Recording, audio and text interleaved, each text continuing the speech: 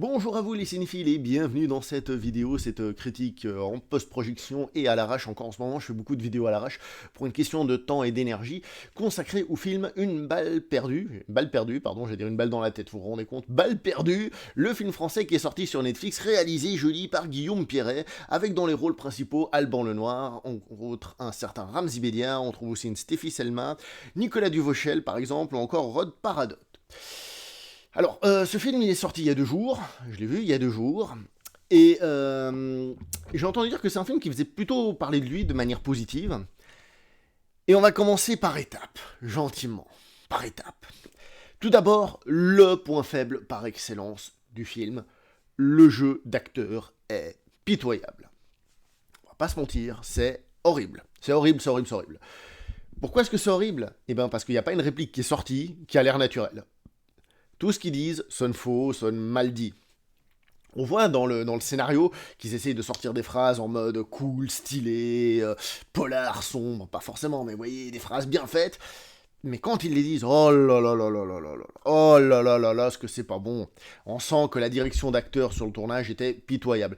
Et pourtant, je trouve que, par exemple, si on prend monsieur, comment il s'appelle, Nicolas Duvauchel, voilà, sa caractérisation, je veux dire, la manière dont il est habillé, tout ça, puis sa manière de faire un peu le méchant, ça passe plutôt bien. C'est un acteur qu'on a déjà vu ailleurs, donc ça passe plutôt bien. Mais les répliques, oh là là là là. Heureusement que, dans ce genre de cas, en tout cas moi, j'arrive à m'y faire un petit peu, et parfois il y a quand même certaines scènes où les acteurs étaient peut-être plus naturellement investis, peut-être que ça correspondait mieux à leur manière de faire et tout ça, et donc le résultat était meilleur. Mais le jeu d'acteur est une véritable catastrophe. Faut pas se mentir, c'est une véritable catastrophe. L'histoire du film commence, c'est comme moi vous l'avez vu sans savoir de quoi ça parle, et vous vous dites que, ah tiens, ça a l'air d'être un Fast and Furious à la française, donc peut-être un Slow and Quiet, parce que on va nous parler de voitures, de go fast, machin, et le film commence par une espèce de course-poursuite sur l'autoroute.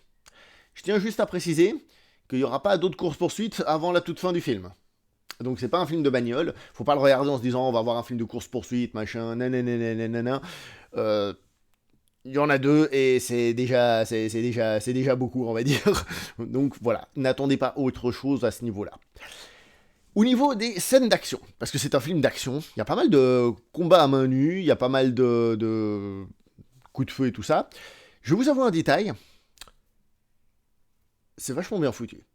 C'est pas extraordinaire, hein, je veux dire, on sort pas de ce film en se disant waouh, j'ai pris ma claque, je me suis jamais vu un film d'action du genre, faut que je m'en revoie d'autres du genre.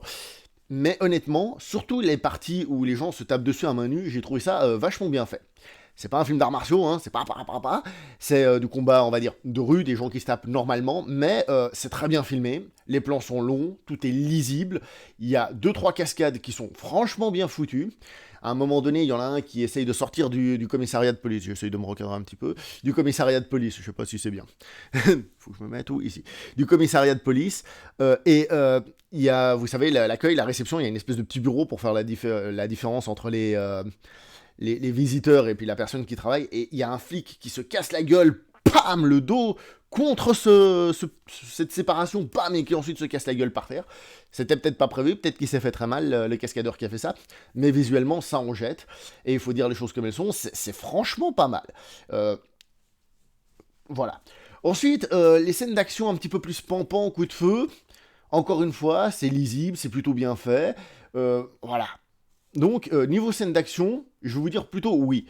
Les scènes de course-poursuite, la première, elle est pas mal aussi. Alors, c'est très, j'ai envie de dire réaliste, et réaliste dans le sens aussi anti-spectaculaire d'une certaine manière. Ça se court dessus, enfin, ça se court dessus. Ça se poursuit l'un derrière l'autre comme ça, mais il n'y a pas non plus, comment dire, c'est pas non plus un truc où vous allez vous en prendre plein la gueule. À la fin, c'est un petit peu plus spectaculaire. D'ailleurs, certains plans sont, je pense, repris de Fast and Furious. Hein. Donc celui justement où il y a la caméra, puis on a la bagnole qui dérape et qui boum, qui fonce sur la caméra. Ça, par exemple, on l'a dans le film. Et c'est plutôt bien fait, encore une fois. Je trouve ça très bien. Maintenant, la question qu'on peut se poser, c'est est-ce que ces scènes d'action sont bien faites pour un film français, ou est-ce qu'elles sont très bien faites tout court ? On va pas se mentir, c'est très bien fait pour un film français. Heureusement, ça ne part pas dans un délire totalement peu crédible comme un Fast and Furious, hein, ce serait un film qui se voudrait un poil plus réaliste. Mais si le film avait été américain et si on avait vu ce film, on aurait dit ok, bon, c'est sympathique, c'est pas trop mal fait, certes, mais c'est un polar, enfin un thriller, un film d'action oubliable, mais oubliable à souhait. Donc il n'y aurait pas eu de hype spécial. Ce serait un film qu'on aurait vite vu, vite oublié. Je pense que c'est un film qu'on va vite voir et vite l'oublier. Comme j'ai dit, ça ne veut pas dire qu'il est mauvais, c'est juste que... Voilà. Le scénario, maintenant, en lui-même, l'histoire en tant que telle, encore une fois, c'est plutôt sympa, mais c'est très très classique. Hein. Faut dire les choses comme elles sont. Rien de spécialement fou. J'ai eu l'impression, alors peut-être qu'il faudrait que je le revoie, parce qu'il y a des trucs, il y a des moments, j'ai fait hein, qu'il y a des choses qui apparaissent à des moments qui n'avaient pas été prévues avant. Je pense notamment la relation qu'a le personnage d'Alban Lenoir avec la demoiselle. Alors là, c'est peut-être moi qui ai loupé ce passage-là, hein, c'est parce que c'est le problème de Netflix, c'est que c'est à la maison, des fois, t'es un peu dérangé. Mais en règle générale, j'ai recommencé pour pouvoir voir correctement, mais il me semble que j'ai fait, mais ils en ont pas parlé, ou alors c'était très peu développé, ou tu vois. J'ai eu un peu l'impression qu'il y avait 2-3 trucs comme ça dans le film, qui sortaient un petit peu de nulle part, et j'ai fait ouh. Alors si par hasard, par exemple l'histoire de la relation est un peu développée dans les commentaires comme d'habitude, hein, comme vous le savez, une vidéo c'est juste le point de départ d'une discussion. Hein. Donc il y a ce petit défaut-là. Cependant, encore une fois, dans le scénario, on sent qu'il y a de la bonne volonté qui a été mise, comme j'ai dit, pour faire des dialogues qui fassent un peu cool et tout ça. Et il y a une petite recherche pour que le thriller soit plutôt bon et tout. Donc il y a une envie de bien faire, qui là, par contre, comme j'ai dit, est plombée au niveau des acteurs. La mise en scène pour le reste du film, en dehors des scènes d'action, est elle aussi, j'ai trouvé plutôt très correcte, c'est très joli, tout ça. C'est marrant de constater que c'est très français. C'est-à-dire, on va jouer beaucoup sur une manière de filmer, pas tant que ça, mais plus dans l'ambiance, on entend les bruits, les grillons et tout ça, enfin on entend des bruits de la nature, tout ça dans le fond, qui c'est quelque chose qu'on voit pas tant que ça dans le cinéma américain, qui est peut-être très urbain et tout ça, ça se voit pas trop. Et là c'est très développé, je trouve que le film a une grosse identité française. Pour la petite histoire et pour le fun, pour justement essayer de se dire, tiens, mais qu'est-ce que ça donnait si c'était un film étranger, mais qu'est-ce que ça donnait si les acteurs étaient meilleurs peut-être, ou etc. Je me suis amusé à revoir des passages, enfin même, c'était pas les revoir, je les ai d'abord vus dans une langue étrangère, ensuite je les ai revus en français en fait, en regardant le film. Je me suis amusé à regarder des passages en italien. Pourquoi en italien? Parce que c'est pas de l'anglais. Donc on n'a pas eu comparé avec un film américain. Alors, bon, j'ai regardé 2 scènes. Le doublage italien m'a paru très correct et il m'a semblé qu'il était un petit peu plus crédible au niveau de la façon de parler, ce que je disais, jeu des acteurs.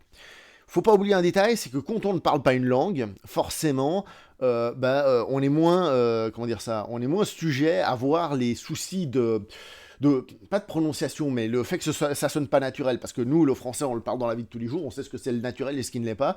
Quand on vient me parler en hongrois, et ben forcément, je sais pas qu'est-ce que les hongrois disent, comment ils parlent, etc., etc.